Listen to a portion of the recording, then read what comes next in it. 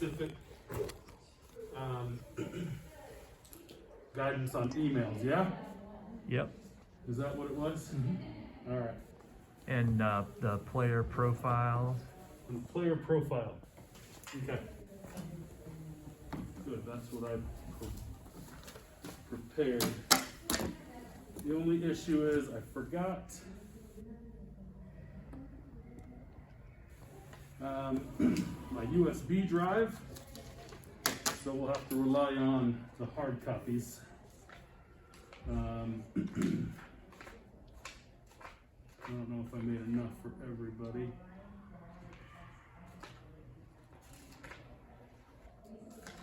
And then when Mike gets here, we'll have him send out his profile.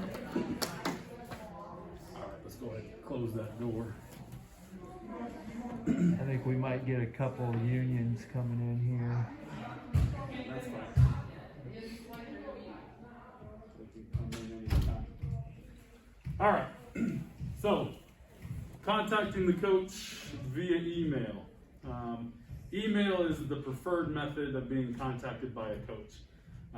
It's less intrusive from their phones, which they don't make available too often, but they do make their emails available. So that way they can kind of control and figure out who to respond to. Just a couple guidelines for emails in specific. So you want to personalize each email. Sounds like a lot of work, but you can just do a template, but just make sure that each one is personalized to the coach and to the college specifically. Avoid trying to send out those mass emails to coaches. If you do, just make sure that make sure it's not very apparent. Okay, we get a lot of this from international players. Well, they'll just mass email whole associations, the Junior College Association. They'll mass email the NCAA Association, and then sometimes they'll leave the recipient lists open, so we'll all see who they've been emailing or who received those, and those pretty much go to the wastebasket. So try to personalize it as much as you can, and get some information on the college and the coach and their program in particular as well.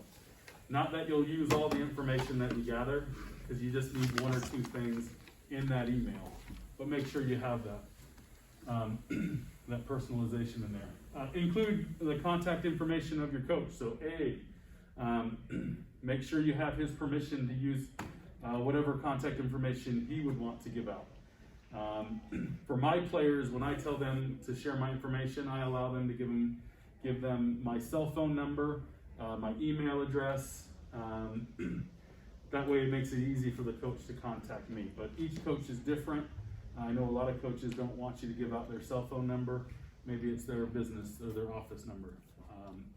So make sure you get their permission, so you can talk to Abe about that. But make sure you include their contact information. What they may not contact you right away. The first step I usually do is I'll contact whoever they reference, or if I know the coach.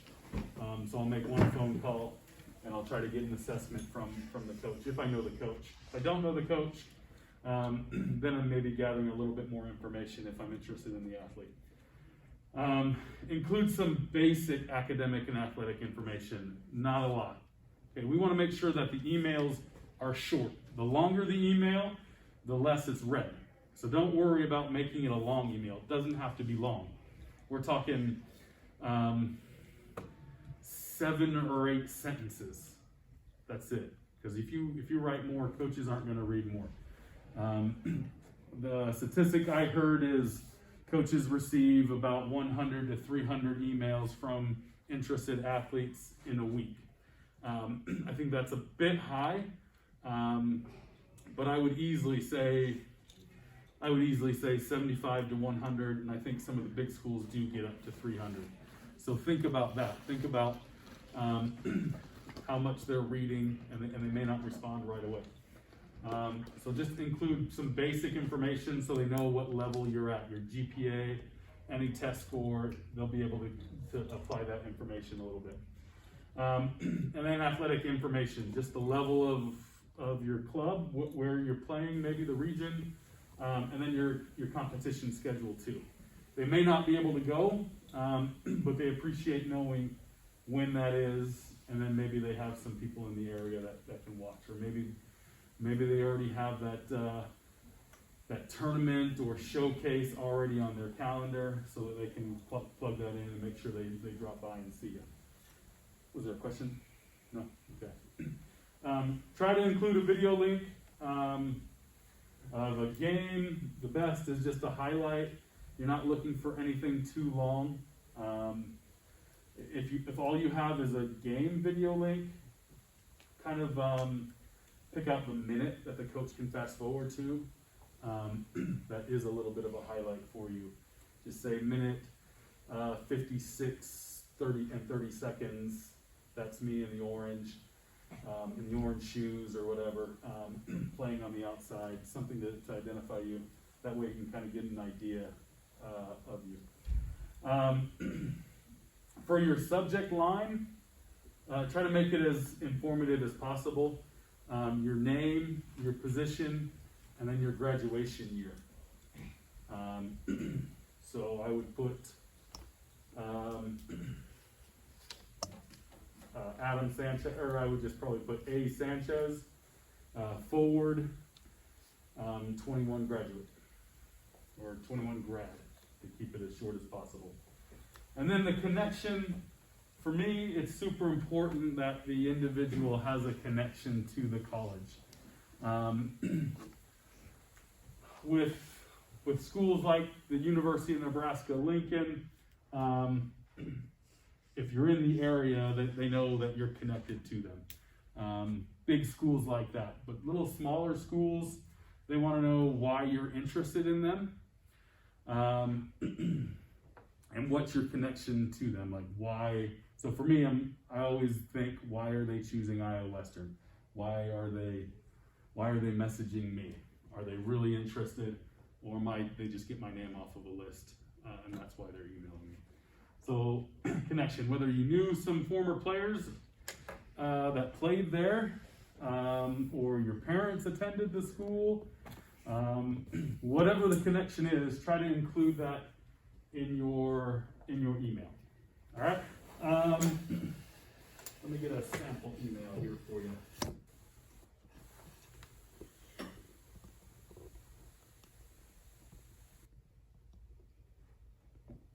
I'm afraid what's going to come up on my desktop.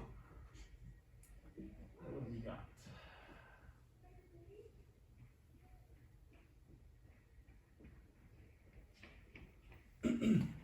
All right, so here's a sample one. This one might be a little bit too long.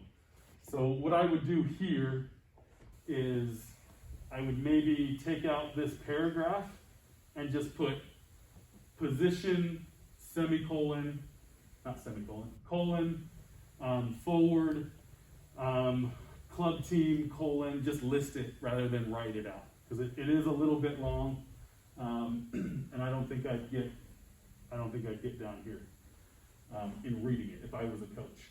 So a little bit of introduction, gives me the high school, gives me the location, you're interested in there, and then this is where you want to put something about that program. Congratulations on a fantastic 2019 season. The team did really well. Congratulations on Coach of the Year. That's fantastic. Okay. Something about that, something about their program, something about the school. Okay. And a link to the video, and then contact the coach. And again, it's a little bit long as you see it here. Maybe it'll look shorter if I took out the instructions.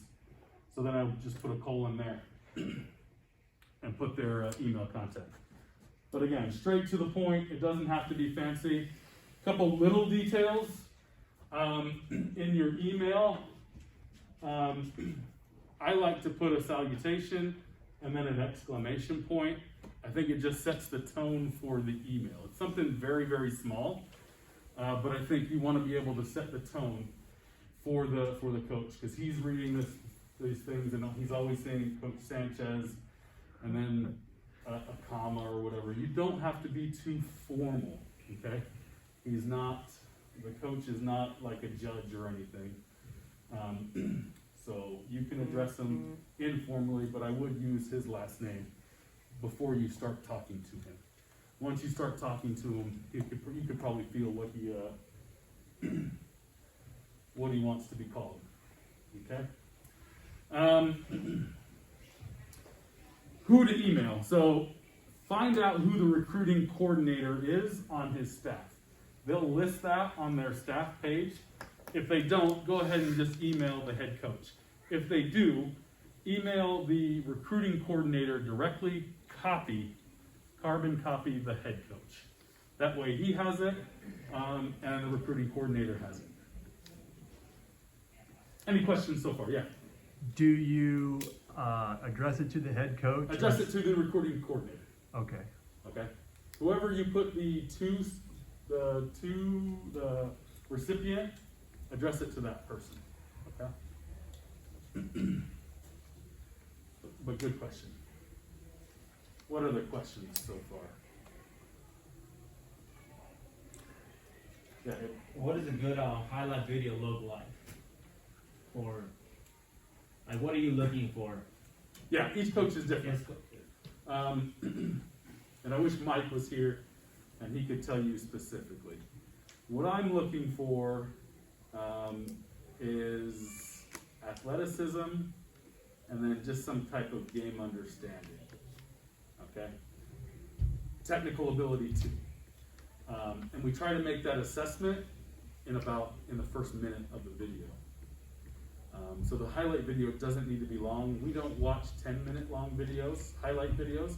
If it's a game and we're interested in that player, this is just to get your foot in the door. This won't get you on the team. This won't get you a scholarship. This won't get you anywhere. What you want this to do is to go on to the next step and create the conversation. So your video, I'd say, 4 minutes is sufficient. Well, not sufficient. I think, 4 minutes is a good length. I need maybe 40 seconds to 2.5 minutes to make an assessment to see if I want to go to the next step. Obviously, I've got to do more work, but then I'd be able to tell, okay, they're at a decent level, let me find out more, okay? Do you also want them to add what kind of competition they're playing against, so it's realistic of what? Yeah, so that's important. So you're going to put that in your. I play for Council Bluffs Soccer Club and compete in the Nebraska Soccer League. Okay, and what kind of division? But they'll be able to tell based on the team's shape what kind of level there is. So when we recruit internationally, we're not familiar with all the country's leagues and divisions, but we can tell a little bit of what level they're playing at based on how the team is set up, what the shape is, and how quickly players are closed down, and how the shape looks while they're closing down. If that makes sense. Okay, but definitely try to include a level of play so that they're not doing too much guesswork. So if you play you're a fullback or whatever, you don't have to have use scoring and stuff. No, absolutely not. And even if you just include highlights of you being a fullback, you may not be a fullback in the coach's system. Okay, but they're just looking for pieces they can put in as far as completing their recruiting class. So if they need central defenders and they have a really athletic and intelligent outside back, they may decide, hey, they could fit that need and move them into the center back. Basically, you're just showing your athleticism and then your game understanding. Okay, I could care less that you scored a goal.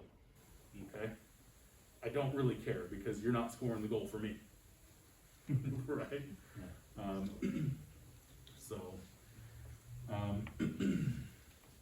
And again, the level of play, like I hate it when you put a highlight in. I don't hate it, but I don't think it makes sense of scoring a goal on a PK.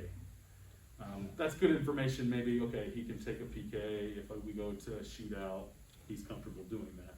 But on a highlight video, like, yeah, I expect you to make the PK. But really good questions. What kind of tips will you be able to give the boys? We're getting ready for a showcase. We are taking, I would say, a very young team. There's a lot of our older boys that are not going. What kind of advice will you give them for a showcase? The competition is probably going to be tough. So, yeah, I would say in every single game, have fun and compete for all 90 minutes. And don't worry about the score. Like, I could care less who wins the showcase. We're not tracking that. We don't care that your team went 1-1 in a tournament. We don't care at all. What we care about is filling those pieces in our recruiting, okay? And sometimes I'm watching the game and I love it when the player I'm watching is losing, because I want to see how they react, okay? I don't care how they look when they're up 3 goals. Okay, I don't care, because everybody looks great when you're up 3 goals and you don't have to do much. Okay, but when you're down and your team is down, that's really going to tell me the character of the player. And really, when we go and look at players live, that's what we're looking for. We're looking for the character of the player rather than the quality of the team. Okay, because we're not recruiting the whole team. We're recruiting, okay, we like how this player fought, never gave up, has some grit. We want that in our side. We want those positive qualities. Okay, so don't worry about the result, but just go out there and compete like it's a 1-0 game, whether you're up or down. Okay, if you're up a lot, don't let off. Don't let off. Keep pressing for more. Okay, if you're down, keep fighting. Try to get back in the game, even if it's 5-0. Try to get that 1 goal, okay? Are you being a positive energy force, is what I call it, on your team? So, again, we're just looking for pieces to add to a recruiting class. We're not recruiting whole teams. Our classes are going to be, at least at the 4-year schools, they're going to be 6 or 7 players. That's all they're looking for, okay? And they're thinking about, okay, who am I losing? What class, so you guys are sophomores and juniors, so they're thinking about their current squad, and they're like, okay, I'm losing so-and-so their junior year, so in 2 years, I'm gonna need a player like them, okay, and that's what they're looking for. So they've got to project, are they gonna be able to replace that person in 3 or 4 years? And usually it comes down to those character skills of not giving up, of just fighting, of just being gritty. What other questions? Let me pass these out here. This is a profile, and I talked a little bit about a profile, attaching a profile in that email. You guys can share that one, share this one. This is from a really good player.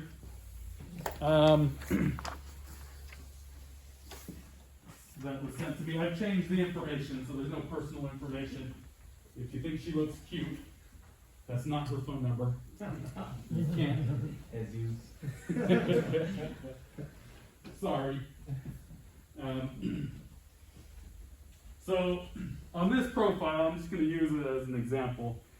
Fantastic player. I think she's included way too much information on here. If you look at it, are you looking and you're reading everything in 2012, 2011, all of those? Unless it's her schedule. Okay, I don't care what she's competed in before, but if that's her schedule, then that's good. I don't care about a lot of like the bottom one, 2011 fabulous freshman. I'm not gonna. I just didn't reach that down there. Okay. Like she didn't include the contact information for Coach Dittman. However, it was simple enough to where I could just go to it, find her grad year, which was easy to find, and then she underlined her GPA, which was a strength for her. Okay, I've changed some of the things on it. That's not her ACT score. So she's got that information there, and then she put down the contact information, her position, and then the contact information. It doesn't have to be perfect, is what I'm saying. So this is a player that we signed, and we were really impressed with. We went and looked at her video first and foremost. Okay, it doesn't have to be perfect, and there's a lot of things that I can nitpick about this one, of information that I didn't need, or stuff that I ignored. I still to this day haven't read all of it. Okay, so, and each coach is different. So and you can maybe get an idea of what the coach is looking for based on their questionnaire. If they have control over their questionnaire on their website, then they've customized what they're asking for. So if you look at my questionnaire on my website, I have complete control over exactly what's on it. And I have a lot more information on it than maybe some other coaches that have maybe 10 less questions. Okay? And I do that for a reason. I'm looking for specific things, and that's why. Sometimes coaches don't have control, and then the whole department just has come together and said, this is what we want on the questionnaire. So you don't really know. But the questionnaire will let you know what to include on the profile. So maybe take a look at that questionnaire first, include it in the profile, because the coach is going to come up with something like this here. So this is something that a player didn't make, that I made, or this is what I make for each recruit that I have. And I get most of this information off of the questionnaire, but it would be super awesome and impressive to me if a player just included all this information on their profile.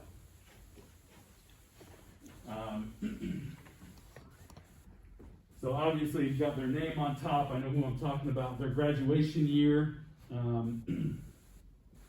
is 2021.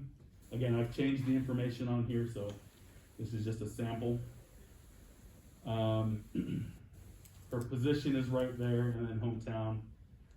The accompanied by this is for a recruiting visit. So she was coming by herself. Then I have their parents, just some information on there. I'm awful at conversation while recruits are on campus, so I like to have some information and think about what I'm going to talk to them about, especially if I'm looking for something in particular. And then some personal information on there. Again, trying to give myself as much information on her to get to know her as best I can. Character's huge, and it doesn't show up a lot on this profile. And so again, but the profile is not to get you into the program, it's to get you to that next step. So when you do your profile, think about some of those things there. Any questions on the profiles or my recruiting profile? Yeah. So you have how important is ODP to, would you say, the college coaching? That's a great question right now. I would say very unimportant to ODP if you asked me last year. Mm-hmm. But now since the DA is gone, I think ODP may step up and fill some of the void. So it may be more important. On the girls' side, I'd say it's kind of important. So that's impressive to me. If I have a player and she's on the ODP team, that's impressive to me at my level. At a 4-year school, they probably wouldn't be as impressed. okay, where they're looking at maybe higher caliber athletes. And then on the boys side, it's not too important, but it gives you something to separate yourself from somebody else. So if I got two profiles and I'm looking at them and I see, okay, ODP, yeah, that's a little bit of an edge that you have. All right, but I want to know more about it. Okay. Yeah. What is ODP? ODP is the Olympic Development Program. So each state association has one, and so it's just you try out for it. So it's supposed to be like, I don't want to say like an all-star team, but the best players from teams get together and then they compete against other states. Okay, and U.S. Soccer has broken down the country into 4 different regions. So you'll compete regionally against those states, and then the winners of those regions go on and compete nationally. And then they also do some other events. They also do some friendlies against top clubs. A lot of them will travel internationally to augment a soccer experience. Iowa Soccer's philosophy for ODP right now is to provide more exposure for Iowa kids to college coaches. So they're not too they are interested in winning, but their main focus is let's just get some players together and get them some exposure to college coaches. So they'll go and play some tournaments in Vegas, in Arizona, some showcases that they know college coaches were going to be attending. So, but great question, and that leads me to the next thing. Coaches know what ODP is. You'll notice on the letter I spelled out Council Bluffs Soccer Club. So spell that out, but then when you list it in your profile, you can put CBSC, okay? Because they won't know what CBSC is. What else? Speaking of ODP, they just had their tryouts this past weekend, Uh-huh. And they do next weekend. and they do next weekend. So if anyone else is interested, Sam went to it. I don't know if you want to tell a little bit about your experience and the level of competition there is. So with the 04s, there was like maybe like 30 people, and a lot of them were from like the Gretna Academy teams, and then Sporting Omaha elite teams. They're like really good players. Midwest Premier also. Yeah, Midwest Premier Academy. There was like a lot more 05s. There's probably 50 05s that were trying out. And then it was pretty like technical training. So like a lot of like passing drills and stuff, and then we scrimmage for like a scrimmage into an hour. So, and they're going on next week, right, as well? Yeah, I don't know if you could still register. You might be able to. I think you can. I think you can. If the link is closed, I'll give you the director's name to contact. But I think ODP will be more important now that the DA is gone. Okay, and they're figuring out what's going to take the DA's place. And there's a couple leagues and programs that are starting to form that are going to be competing to fill that void. And ODP is, I think, certainly one of them that could. And so I would say I was there at the tryouts this past weekend. There was more players there that maybe traditionally wouldn't have been there, because if they were in the DA, they typically didn't go to the ODP. So now the competition level is higher, and that's going to make it more quality, and it's going to carry a little bit more weight. So I would say, yeah, in the future, the ODP is important.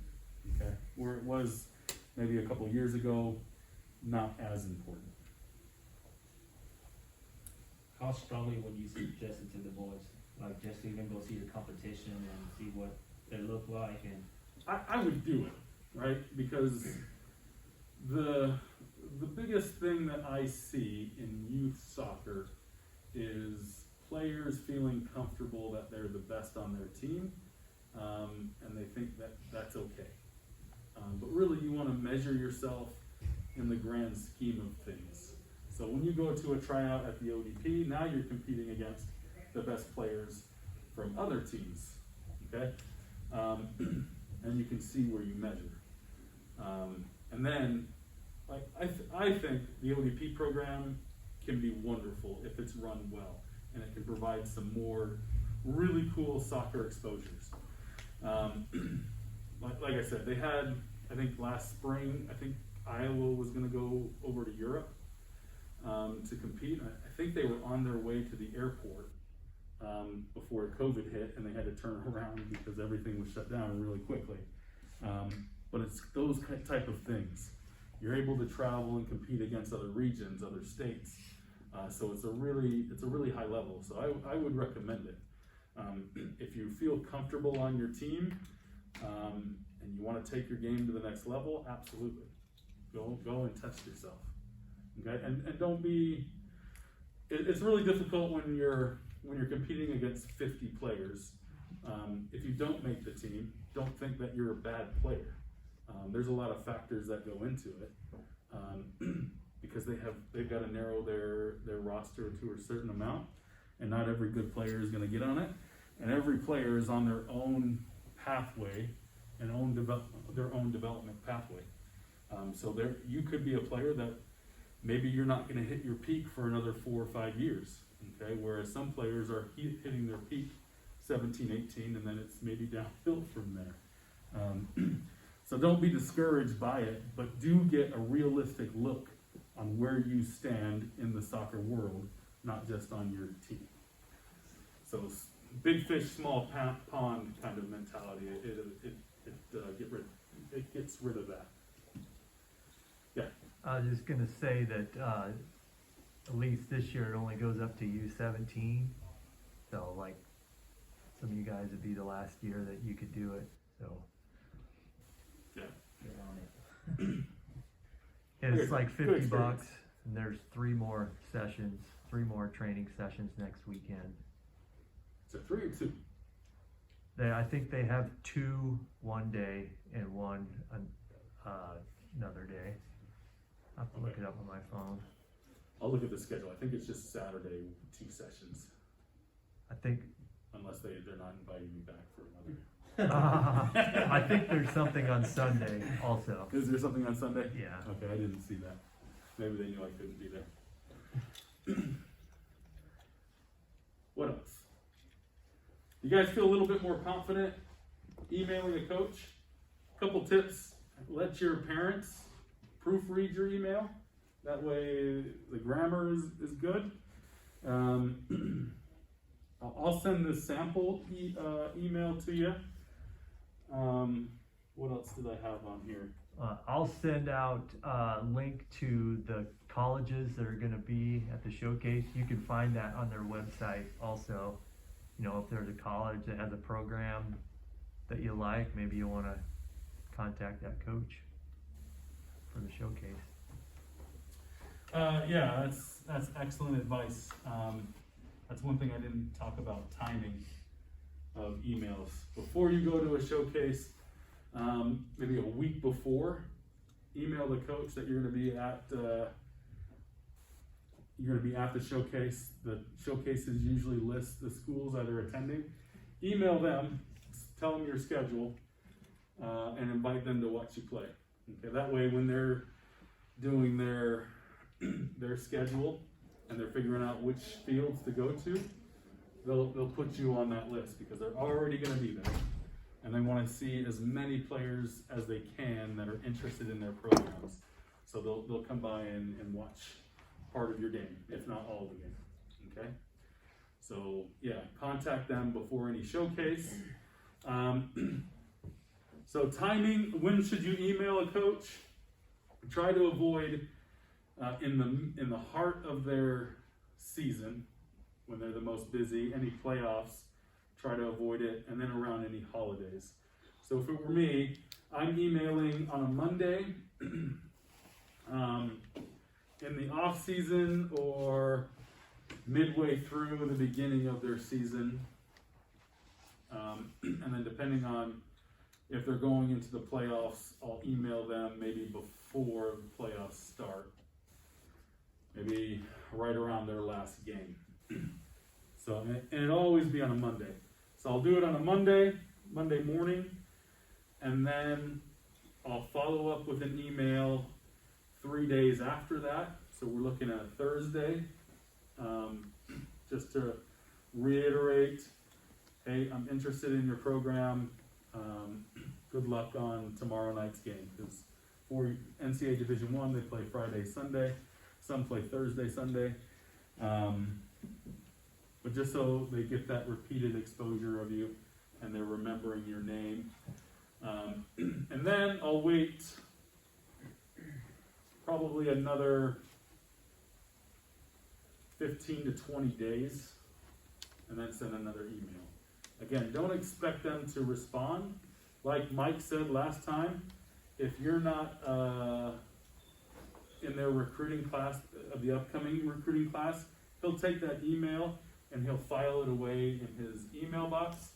And he's got it listed, and most coaches have this. They have their folder of 2022, 2023 recruiting classes. That way, when they start looking and thinking about forming that class, they'll go to that inbox.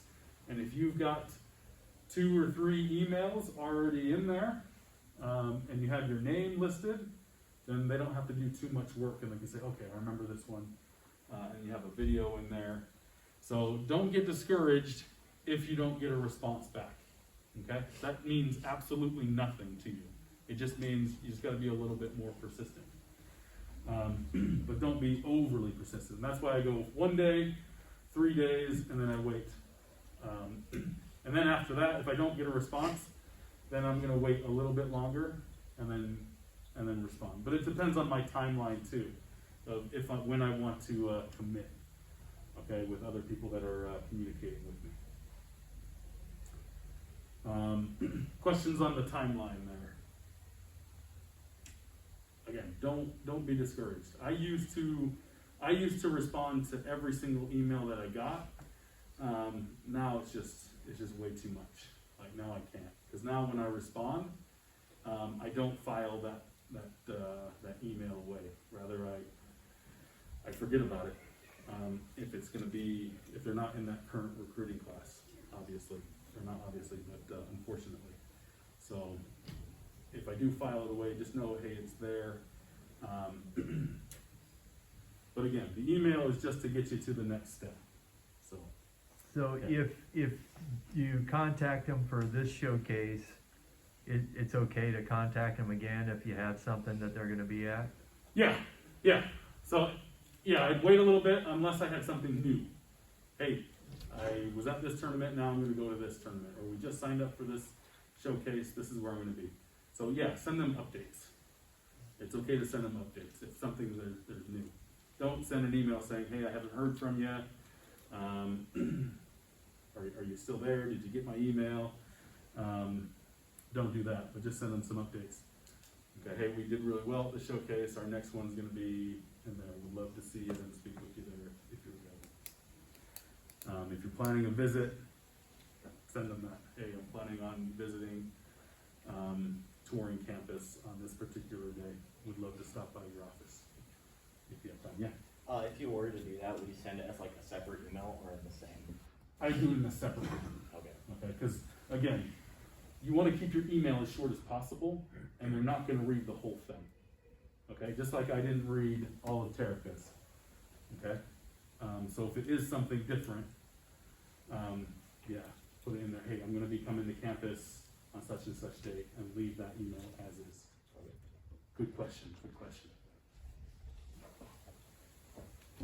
What else? Could, I know the girls' timing is different, but could you speak a little bit about like, kind of when guys sort of commit to schools or when they kind of figure out where they're going? Yeah, so think about in between the sophomore and junior year is when they can have contact about offers. Now they can't commit right then, but that's the first point that they can talk about. Hey, I want you on in my program, and this is what I'm willing to offer you, or talking about the admissions process for their program. But know that things change a lot. So if you're past that between your sophomore and junior year, and you're in your junior year already, like I wouldn't dwell on that too much because things change so much. I think I was telling you this, that my recruiting class was set for 2021, and I'm close to done. For 2021, I've got 3 more spots left that I'm looking to fill. However, one of the major ones, she just got appendicitis. She's got to fly home and get surgery. I'm not sure that she's going to be coming back after that, especially with COVID going on, with the spikes in cases. So I'm not sure she's coming back. So that could open up a huge need for me in 2021. It can be a huge need for the spring because I'm counting on her for the spring as well. So that's a huge concern for me, and that happened overnight. Happened on Thursday. We thought everything was fine, and then she goes into the hospital and says, "Hey, you need to be operated on." So things change, and recruiting classes change. Players decommit and they go someplace else. Players maybe get injured. Players maybe retire a little bit early when they decide not to go to college. So again, keep going through the process. If you're not on the perfect timeline, it doesn't matter. And I had a kid who, I don't know if I told you guys this, she said she was coming to my school. I said, no, I'm done recruiting. I don't need anybody at your position. And she said, "No, coach, I'm still coming. I love Iowa Western. I think it's the perfect fit for me." And I said, "No, I don't need you. Don't come. But you can attend school, obviously." She's like, "No, I'm going to be playing for your program." And she was just relentless for months. And then I was like, well, maybe I want that. Maybe I want some competition. And I remember watching her video, and she wasn't better than my options at outside back that I currently had. And I don't like over recruiting. But she kind of forced her way in, and I couldn't say no to her. So I was like, all right, we'll let you on the team. And then she was, and I think coaches want that kind of enthusiasm for their school, right? We want people that want to be there, that are happy to be there. And she came, and she loved the school. She loved Iowa, and she was just a positive force. Even though I hadn't planned on playing her, as it worked out, we had a couple injuries in her specific position. The only injuries we had all that year were at her outside back position. She was able to play. She wasn't that far off from my other players, and so she worked really hard and earned a starting spot. And then when the other players came back, it was just really good competition, really good, healthy competition, because she was just such a positive person, and she was just really relentless, and we like that as a character attribute of being relentless. So be persistent, be positive, and then try to avoid being frustrated, because it could be a frustrating process, but you should enjoy the process as well. For me, I think it's pretty exciting. Where when I was in high school and I was your age, I didn't really have a lot of options. Okay, there weren't a lot of.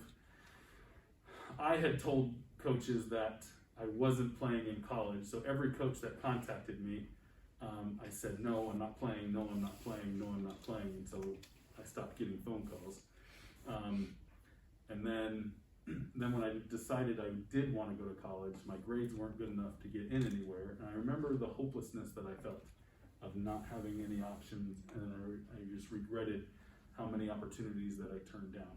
You guys are in the opposite position as I am. There's lots of opportunities for you, so make sure you find it fun. It's fun contacting coaches. It's fun seeing the coaches there at your games after you've emailed them. But don't be disappointed if they're not there.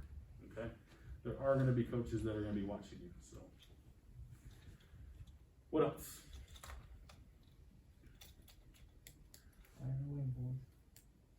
What time's you guys' training session? 7:30? Yeah. Do you guys feel better? Do you guys feel more confident emailing a coach? Again, it doesn't have to be complicated. It's not like a paper in school where it has to be really long. In fact, it's the opposite. We don't want it to be long. Can you imagine your teacher said, "Hey, this paper's too long, shorten it." Okay. Yeah, also include a picture. Mike said an action shot. He prefers an action shot over a headshot. That's really good information because we can kind of see that a little bit on what do I prefer. Sometimes, do I prefer an action shot or a head?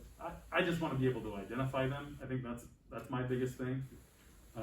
So if I go to a game and I'm going to watch Terica, I just want to be able to see her and look at her out on the field and say, okay, yeah, that's Terica. So if the action shot, it just needs to be clear. Okay, but again, Mike prefers the action shot. I would defer to Mike on the men's side. For me, all I'm looking for is, okay, put a name to the face, and then I go to the field. Okay, there she is. Okay.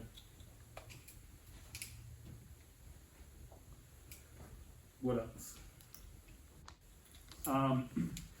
You'll notice on the profile that I create for each player, I go into a lot of detail. Again, the connection is big. The hobbies is also big too. I want them to have different hobbies. This particular one, she didn't have any listed. Well, Jessica Ochoa is not a real person, but Jessica so-and-so is, and she played golf, played the violin, flute, wanted to learn how to use nunchucks. I thought that was weird. But if they have nothing, then that's kind of a red flag for me because they're not giving me anything. They don't want me to get to know them, and that's all about this process. I have to get to know them. I do have a thing of favorites on my questionnaire where I ask them what their favorite whatever it is. That's just to give me a talking piece. I think this wasn't a question, but she put down that she thought Ronaldo was better than Messi, and for me that's a red flag because I think Messi's the greatest, and so when she was on campus, I gave her a hard time about that. So, But that you remembered that and gave you something to talk about, right? absolutely, and So was that a good thing? Or? yeah, that was a good thing. Like she can just for me, I understand that soccer is very subjective. Okay, so I could see one thing, and then Abe could probably see a different thing, and it'd be opposite. I don't really care about being right. I appreciate what Abe sees. Same thing with Jessica. She really admired Cristiano Ronaldo. Thought he was way better than Messi. I disagree, but I don't care. I want my players to have opinions. I want them to be strong mentally, and I don't want her to back down to me saying, "Hey, Messi's the best." She was a confident player and said, "Nope, Cristiano Ronaldo is better, hands down." Okay, and I don't we argued about it, and it was a good time, and I think that was a major plus for her because she had some character. And same thing for a game. I don't want to go into halftime and we're down and say, okay, this is my plan.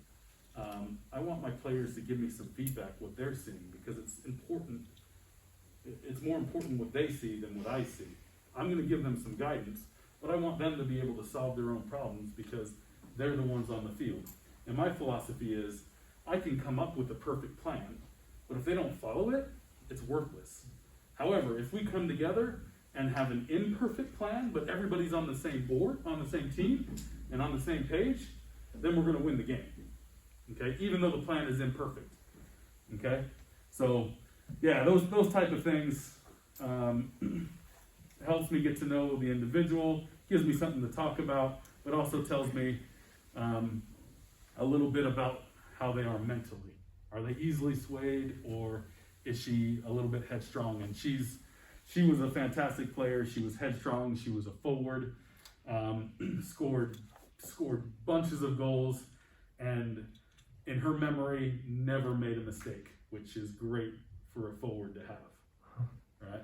You want her to forget the sitter that she did in the second minute, but still have the mentality of going and attacking and getting that goal in the 90th minute. So again, don't be afraid to show who you are, okay? Because there's nothing wrong with you. What other questions? I'm trying to look what else I have on there. I got sort of a question. What kind of advice can you give our boys as far as like when they make a mistake on the pitch? Like even watching all the videos that we see that sometimes they make a mistake and it just lingers over them, and the next play, and it just in a build up. Like what kind of advice would you give them and their reaction going forward? Yeah, so making a mistake is a great opportunity to show who you are as a person.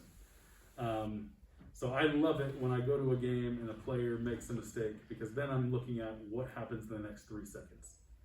Okay, do they put their head down like everybody else? And I'm not looking for players that are like everybody else. I want players that are different. So if they make a mistake, do they go and press the ball again? Are they being encouraging to their teammates?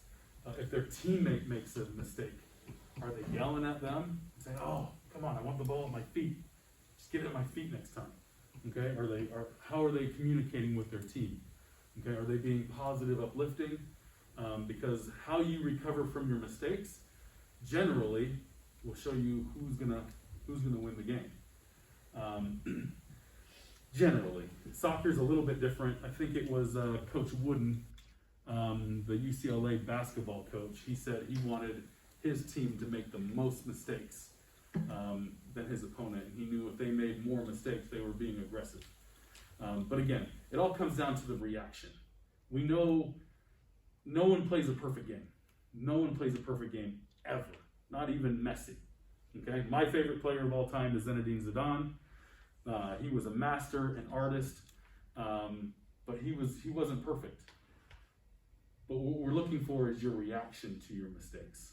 Okay, so if you make a mistake and you put your head down and you don't try to make amends for it, you're just like every other player. And I'm just going to put that profile on the back. But show me something different. Show me something like a higher work rate. Okay, you make a mistake, you miss a shot, you're acknowledging it to your team, and then you're moving on. If you missed picking out a player who made a fantastic run, you're acknowledging them on the field. Hey, great run, I'll get you next time. Okay, those type of things. So don't get upset when you make a mistake. Everybody's gonna make them. Just recover. And I always tell my team, it takes 3 mistakes to score a goal. And let's make sure when we make that first mistake, let's not make the second mistake of putting our head down. That's the second mistake. The third mistake is not reacting at all. So don't ever try to shoot for perfection in your game. Go out there, express yourself in a game, try to influence a match, using your skills, all of them, whether they're technical, tactical, with your character, but always try to be on the front foot and be who you are, okay? Flawed, warts and all. Be who you are, and everything will work out. It's those teams that play really tentative because they don't want to make a mistake that they get scored on, okay? Or they get beat, okay? And if you're on the front foot and you're pushing, you're going to learn from your mistakes.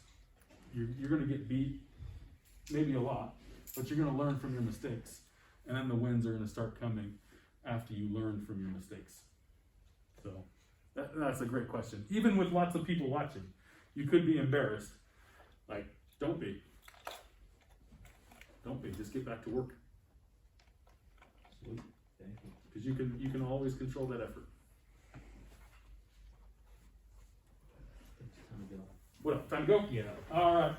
What are we doing next week? We meet next week, or are we gonna wait? You guys are off, yeah? We're gonna try to practice Train, right? to get, if we're allowed, to get ready for the showcase. Okay.